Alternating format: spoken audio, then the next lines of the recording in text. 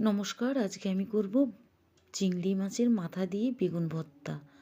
দেখো, আমরা তো চিংড়ি মাছের মাথা অনেক সময় ফেলে দিই, তো আমি আজকে ফেলিনি, রেখে দিয়েছি। তো আমি প্রথমে তেলের মধ্যে দিয়ে দিয়েছি রসুন। চিংড়ি মাছের মাথাগুলো কাঁচা লঙ্কা দিয়ে আমি একটু নাড়িয়ে নেব। নাড়া হয়ে গেছে, একটু নুন হলুদ দিয়ে দিলাম, আর একটু সময় নেড়ে নিয়ে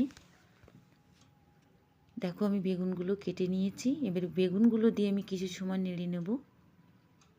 নেড়ে আমি ঠান্ডা করে এটাকে বেটে নেব। দেখো হয়ে গেছে, এবার আমি নামিয়ে নেব, নিয়ে ঠান্ডা করব। ঠান্ডা করা হয়ে গেছে, বাটাও হয়ে গেছে। এবার কালো জিরে ফোড়ন দিয়ে দিয়েছি। এবার দেখো বেটে রাখা চিংড়ি মাছের মাথা আর বেগুন একসঙ্গে দিয়ে আমি আর একটু সময় নাড়িয়ে নেব, বেশিক্ষণ নাড়বো না। দেখো হয়ে গেছে, নামিয়ে নেব। চিংড়ি মাছের মাথা দিয়ে বেগুন ভর্তা দারুণ হয় খেতে। ভিডিওটা ভালো লাগলে লাইক, কমেন্ট, শেয়ার।